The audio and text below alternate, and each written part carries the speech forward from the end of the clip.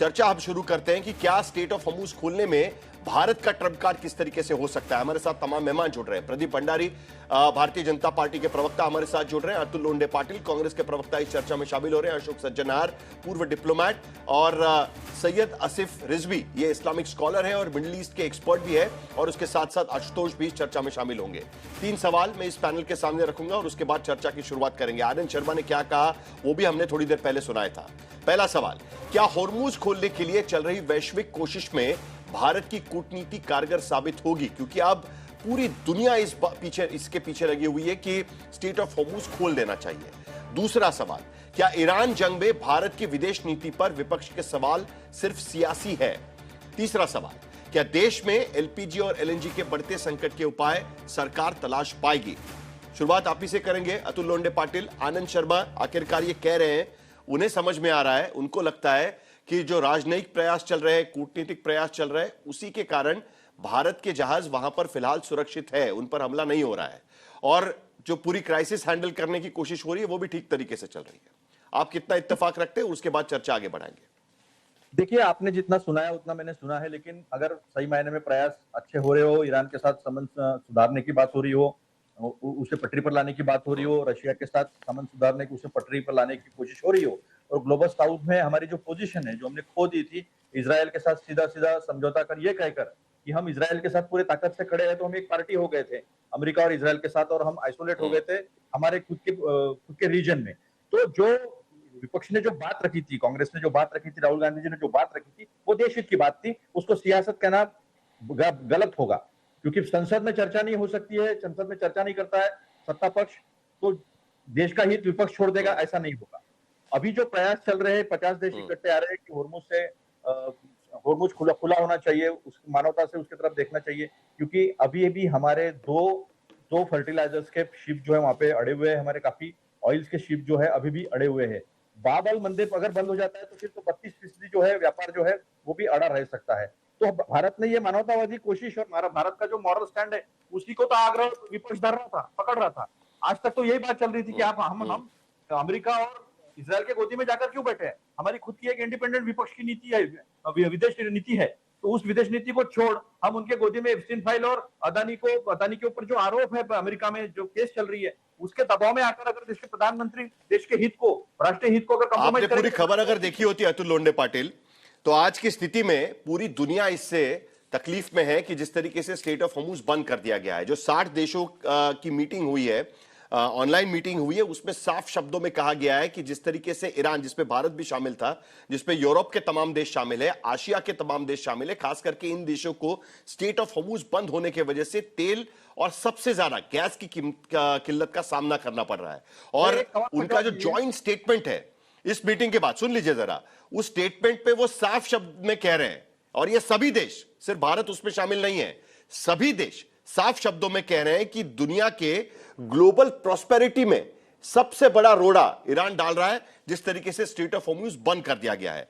दूसरी बड़ी बात, दुनिया के अर्थव्यवस्था को बंधक बनाने की कोशिश ईरान की तरफ से हो रही है, तो यह बात भी वहां पर कही गई है और इसीलिए भारत सरकार की कोशिश भी उसी में शामिल होने की यहां पर नजर आ रही है। अतुल लोंढे पाटिल और उसके बाद प्रदीप भंडारी इसका जवाब देंगे। अभी की जो परिस्थितियां हैं उस परिस्थितियों को लेकर आनंद शर्मा जी ने जरूर स्टेटमेंट दिया होगा, लेकिन अगर हमारी जो नैतिक भूमिका रही है और हमारी जो विदेश नीति रही है उसी को अगर हम स्टिक अप रहते तो आज ईरान और रशिया दोनों का हमें सहयोग मिलता और दोनों की तरफ से हमें तेल भी मिलता, हमारे फर्टिलाइजर की भी, खाद की भी कमी नहीं होती हमें, और शायद रुपया जो आज 95 रुपए के आसपास खेल रहा है तो 100 रुपए के आसपास जाने की संभावना अगर ये युद्ध बढ़ता है तो ये परिस्थिति भारत पर नहीं आती है। चलिए प्रदीप भंडारी, देश के हित की बात कुल मिलाकर आज की स्थिति में भारत के पास गलत बात है ये, जो लिमिटेड ऑप्शंस है वो यही बचे हैं कि कूटनीतिक तरीके से कहीं ना कहीं ईरान को मनाने की कोशिश की जाए, और जो 60 देशों की पहल है उसमें भारत भी शामिल वहां पर हो रहा है। किस तरफ ये कोशिश हो? साहिल जी, भारत के हित की तरफ था, भारत के हित की तरफ है और भारत के हित की तरफ रहेगा। हम हमारे नेशनल इंटरेस्ट को आगे ले जाने के लिए किसी भी हद तक जा सकते हैं और हमारे लिए सिर्फ हमारा ही नेशनल इंटरेस्ट सुप्रीम है। कल रात को 12:20 पे ईरान की इंडिया एम्बेसी ने ट्वीट करा कि are Indian friends are in safe hands, nothing to worry. Hindustan उन 5 कंट्रीज में से है जिसके जहाज स्ट्रेट ऑफ हॉर्मुज से स्मूथली जा रहे हैं। आनंद शर्मा जो कांग्रेस पार्टी के समय मिनिस्टर रह चुके हैं, वो लिखते हैं, Indian diplomatic handling of the crisis has been mature and skilful and it needs to be appreciated. ये राहुल गांधी की राजनीति के ऊपर करारा तमाचा है। कल कमलनाथ जो कांग्रेस पार्टी के समय मुख्यमंत्री रहे और सीनियर मिनिस्टर रहे, उनसे पूछा गया कि देश के अंदर क्या एलपीजी की शॉर्टेज है। कमलनाथ ने कहा कोई एलपीजी की शॉर्टेज नहीं है, कई जगह अव्यवस्था है, उसको ठीक किया जा रहा है और इस पे राजनीति नहीं करनी चाहिए। अब मैंने आपको जैसे कहा कि फॉरेन सेक्रेटरी विक्रम मिस्त्री का स्टेटमेंट है कि the only path forward is of de-escalation and dialogue, और ये हम हर पास साइड को कह रहे हैं, भले वो अमेरिका हो, भले वो इजराइल हो, भले वो ईरान हो, हम डिप्लोमेसी चाहते हैं और डी एस्केलेशन चाहते हैं। अब एक चीज को आपको अप्रिशिएट करना पड़ेगा साहिल भाई, कि आज जब पूरे विश्व में 30% से ज्यादा गैसोलीन प्राइसेस यूरोप के अंदर बढ़े हैं, 20% से ज्यादा जर्मनी में बढ़े हैं, भारत के अंदर वो फिस्कल और डिप्लोमेटिक स्ट्रेंथ और कैपेबिलिटी और डेप्थ है कि वो इन सभी शॉक्स को एब्जॉर्ब करते हुए पेट्रोल और डीजल के दाम को नियंत्रित रखा हुआ है, और साथ में हमने हमारी पूरी चीज को डाइवर्सिफाई किया है। फॉर एग्जाम्पल अर्जेंटीना हमारा ट्रेडिशनल पार्टनर नहीं हुआ करता था जहां से हम एलपीजी लेते थे, पर हम अब अर्जेंटीना से भी एलपीजी ले रहे हैं। 50,000 मीट्रिक टन से ज्यादा एलपीजी अर्जेंटीना से भी आया। रशिया, जहां से हम हमेशा कांग्रेस पार्टी के समय में it was not one of the top most crude oil supplier, आज की तारीख में top most crude oil supplier है। ईरान, जो कांग्रेस पार्टी के समय के अंदर जहां से कांग्रेस ने यूएस के दबाव में सैंक्शन लगा दिया, ईरान ऑयल को लेने से मना कर दिया था, आज हम ईरान के साथ हमारे अच्छे रिश्ते हैं। तो आज हमारा राष्ट्रीय हित जो है वो सर्वोपरि है। और इनफैक्ट मैं आपको एक और बड़ी बात बताना चाहूंगा, देखिए दुनिया में जैसे रिश्ते बदलते हैं वैसे हमारा भी तेल लेने के रिश्ते बदलना शुरू हो जाता है। रशिया से हमने ऑयल लेना कम कर दिया था, ईरान से लगभग बंद कर दिया था, लेकिन आज की स्थिति में हमें लेना पड़ेगा। प्रदीप भंडारी, ये बात भी तो हम देख रहे हैं ना आज यहाँ पर। साहिल भाई यही तो डिप्लोमेसी है। हमारे राष्ट्रीय हित को जब हमको साधने होंगे, there are no permanent friends, there are no permanent enemies, the only thing which is Syed Asif Rizvi के पास जाना है, क्योंकि स्ट्रेट ऑफ हॉर्मुज जिस तरीके से बंद है, इसी बात को लेकर दरअसल पूरे दुनिया में इस वक्त राजनीतिक और कूटनीतिक कोशिशें चल रही है। लेकिन उससे पहले आप जवाब दे दीजिएगा अतुल लोंढे पाटिल। नहीं तो फिर ऐसा है कि आज तक जो है वो भ्रम फैला रहा है, बड़ी बड़ी लाइनें दिखा रहा है, लोग मच्छरदानियां लेकर इंतजार कर रहे हैं। कल मैं संभाजी नगर में था, जो पहले औरंगाबाद कहा जाता था, वहां पर मैंने 3 किलोमीटर की लाइन जो है एलपीजी के लिए, जो एलपीजी पे ऑटो चलते हैं उनकी लाइन मैंने देखी है। तो ये शायद आज तक जो है ये भ्रम फैला रहा है, भ्रम फैलाने की कोशिश कर रहा है। अब रही बात ये कह रहे कि स्मूथली, मैं उसका क्लैरिफिकेशन दे देता हूं अतुल लोंढे पाटिल। देखिए आप जो बोल रहे हैं उसका क्लैरिफिकेशन जरूरी है ना। हम जो लाइनें दिखा रहे हैं वो इस वजह से दिखा रहे हैं क्योंकि लोगों को बुकिंग के समय पे जो समय लग रहा है उसके वजह से लोग वहां पर लाइन में जाकर खड़े, जो अव्यवस्था से जुड़ा हुआ है, जो लोगों में डर फैला हुआ है कि कहीं एलपीजी का सप्लाई खत्म ना हो जाए, जिसके वजह से वहां पर भीड़ लग रही है और इसके वजह से लंबी लाइनें और कतारें यहां पर नजर आ रही है। और वो सिर्फ आपने जहां पर कहा सिर्फ वहां नहीं, पूरे देश भर में लग रही है। सुनिए पूरे देश भर में लाइन लग रही है। लोगों के पास कुछ काम धंधा नहीं, इसलिए लोग लाइन पे लग रहे हैं अव्यवस्था की वजह से। ये कहना थोड़ा सा गलत होगा, ये बिल्कुल गलत है। इस तरह से कुछ नहीं हो सकता। मैं इंडियन एक्सप्रेस की न्यूज की खबर से बता रहा हूँ, दो हमारे खाद के शिप जो है आज भी अड़े हुए हैं। आज भी हम 60% से ज्यादा नेचुरल गैस हमारे खाद के कारखानों को दे नहीं पा रहे हैं। आज भी हमारे पास केवल और केवल 15% ही स्ट्रेटेजिक रिजर्व है। प्रधानमंत्री जब बताते कि हमारे पास 53 लाख फेक न्यूज है, ये मतलब होता है कि 9.5 दिन का हमारे पास स्ट्रेटेजिक रिजर्व है। और झूठ आकर कहते हैं देश के तेल मंत्री जो है वो पेट्रोलियम मंत्री, वो कहते हैं 74 दिन का हमारे पास स्ट्रेटेजिक रिजर्व है।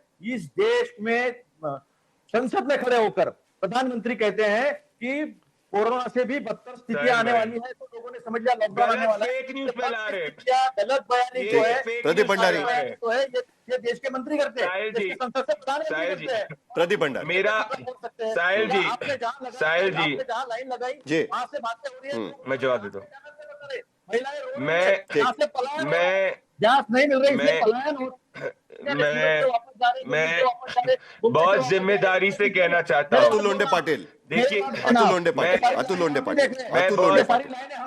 पाटिल, मैं बहुत जिम्मेदारी से लाइनें तो सभी लोग देख रहे हैं, तस्वीरें भी हम चला रहे हैं। क्राइसिस पूरी दुनिया में चल रहा है, इस बात का भी ख्याल रखना कहीं ना कहीं जरूरी है। अगर ऐसा नहीं होता तो यूके के प्रधानमंत्री आगे आकर ये नहीं कहते कि चलिए स्ट्रेट ऑफ हॉर्मुज खोलना हमारे लिए प्रायोरिटी है। और ऐसा नहीं है कि पूरी दुनिया में गैस मिल रहा है और सिर्फ भारत के भीतर गैस नहीं मिल रहा है। ऐसी स्थिति रही है ना अतुल लोंढे पाटिल। श्रीलंका को तेल भारत की तरफ से भेजा जा रहा है।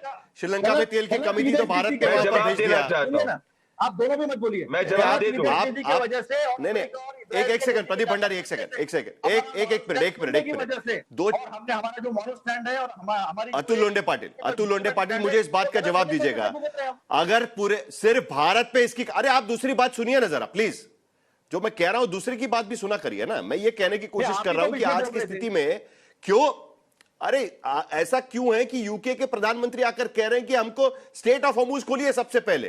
क्यों ऐसा है कि बहरीन ने यूएनएससी में प्रस्ताव लाया हुआ है और कहा हुआ है कि स्टेट ऑफ हॉर्मुज खुलवाइए वरना हमको जोर जबरदस्ती खुलवाना पड़ेगा, प्रस्ताव पारित कराइए?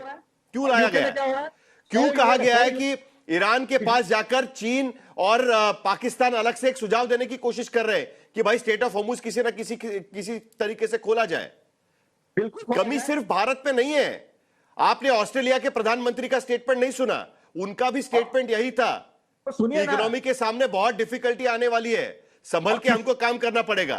आप तो ऐसे बोल रहे हैं कि सिर्फ भारत में यह स्थिति है, ग्लोबल क्राइसिस में सभी देश उसका सामना कर रहे हैं। नहीं साहिल, आप गलत जा रहे हैं। मैंने ये कहा कि हमारे बाकी जगह पे ग्रीनरी है, बाकी जगह पे हरियाली है। ईरान हमें ट्रांसपोर्टेशन फ्री देता था, इंश्योरेंस फ्री देता था, 3 दिन में ईरान से सब कुछ आता था हमारे पास। 12% चलिए प्रदीप भंडारी जवाब दीजिए, उसके बाद चर्चा आगे भी बढ़ाएंगे। ये तेल और गैस की चर्चा तो चलती रहेगी, लेकिन एक बात प्रदीप भंडारी बार बार पूछी जा रही है कि जो शौक है वो चुनाव तक का शौक तो नहीं है ना, सिर्फ चुनाव के बाद भी शौक रहने वाला है। ऐसा नहीं कि चुनाव तक शौक, चुनाव के बाद शौक खुल गया। हाँ साहिल जी, कांग्रेस पार्टी इतनी देश विरोधी पार्टी है और मैं चाहता हूं कि मुझे आज तक फैक्ट चेक कर दे। ये देखिए बीच में बोलना शुरू करे, ये बीच में बोलना चालू करे। मैं बताना चाहता हूं क्यों, मैं बताना चाहता हूं क्यों। देखिए साहिल जी, मैं इनसे ज्यादा चिल्ला सकता हूं, आपकी डिबेट जो है खराब हो जाएगी। अरे मैं बताता हूं क्यों तुम देश विरोधी हो। इन्होंने आपके शो पे झूठ, साहिल जी मुझे 20 सेकंड का मौका दीजिए, ये तरीका सही नहीं है। अतुल लोंडे प्लीज उनको खत्म करने दीजिए, मुझे चर्चा आगे भी लेके जानी है प्लीज, वरना सभी को खत्म बोलना रुकवाना पड़ेगा। प्लीज बोलिए, चलिए खत्म करिए आपकी बात। प्रदीप भंडारी गलत था वो मैं सुनूंगा नहीं। इन्होंने आपके शो पे अरे ये कैसे कोई तरीका है क्या डिबेट करने का? कोई तमीज है क्या इनको? इन्होंने आपके शो पे कोई विशेषण का इस्तेमाल किए बिना आप सब, आपको जो कहना है आपकी बात कही है प्रदीप भंडारी, कौन क्या है वो, इस देश में रहने वाले सभी लोग क्या है उसका सर्टिफिकेट किसी को देख रहे हैं। बिल्कुल, तभी वो विपक्ष में बैठे। इन्होंने आपके शो पे बोला कि प्रधानमंत्री नरेंद्र मोदी जी ने ये कहा कि कोरोना से बदतर स्थिति होने वाली। कहां बोला प्रधानमंत्री ने? झूठ बोल रहे हैं। आज तक मुझे फैक्ट चेक करे या बताए कांग्रेस झूठ बोल रही है। साहिल जी अपनी रिसर्च टीम में बोली, हमेशा शो पे आके झूठ बोलते। प्रधानमंत्री नरेंद्र मोदी ने कहीं नहीं बोला कि कोरोना से बदतर स्थिति होगी। प्ले करिए वापस से क्लिप को। झूठ आदमी बोलते रहते, झूठे लोग हर चीज में क्राइसिस देखना है। दूसरी बात, 9 दिन के रिजर्व नहीं है, 74 दिन के रिजर्व है। झूठे आदमी। साहिल जी मैं आपके शो पे माफी मांगूंगा अगर इन्होंने सही बोला हो तो। ये झूठे, प्ले करिए वापस से क्लिप को। या आज तक प्रधानमंत्री का जो बयान है वो निकाल कर हम चला देंगे। प्रधानमंत्री ने जो कहा है, नहीं ठीक है चलिए, प्रधानमंत्री ने जो कहा है वो पूरे देश ने सुना है। जो प्रधानमंत्री ने कहा है वो चला, हम निकाल कर चला देंगे। प्रधानमंत्री ने सिर्फ इतना कहा है, लोकसभा के भीतर और राज्यसभा के भीतर प्रधानमंत्री का जो बयान दिया गया उसमें प्रधानमंत्री ने कहा था कि जिस तरीके से कोविड में हमें संकट का सामना करना, उस तरीके की स्थिति के लिए हमें तैयार होना चाहिए। यह प्रधानमंत्री का कहना था उसमें।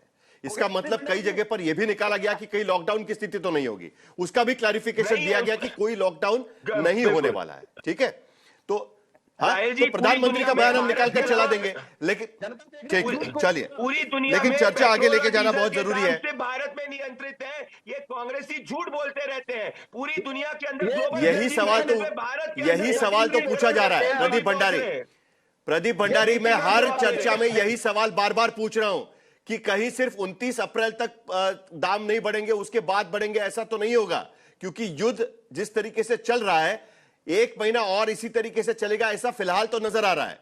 तो ऐसा ना हो कि 29 अप्रैल के बाद कुछ और स्थिति पैदा हो दामों को लेकर। साहिल भाई आप ये नहीं होना मत लीजिए, ये मोदी जी की सरकार है। ये जो है आम आदमी के ऊपर कांग्रेस जैसे जो है, जैसे कांग्रेस ने हिमाचल के ऊपर पेट्रोल और डीजल के दाम बढ़ा दिए, यहाँ पे नहीं होने वाले। ये जनता विरोधी लोग हैं। हिमाचल में पेट्रोल और डीजल के दाम बढ़ा दिए गांधी वादा परिवार में करप्शन पहुंचाने के लिए। जाके हिमाचल देखो जहाँ पे पेट्रोल और डीजल के दाम बढ़ा है। सैयद आसिफ रिजवी, जरा दोनों को शांत करिए, क्योंकि अभी ये लड़ाई ऐसे ही चलती रहेगी। जब तक चुनाव है तब तक ये लड़ाई भी इसी तरीके से चलती रहेगी। उसके बाद भी हमें कई सवालों के जवाब चाहिए।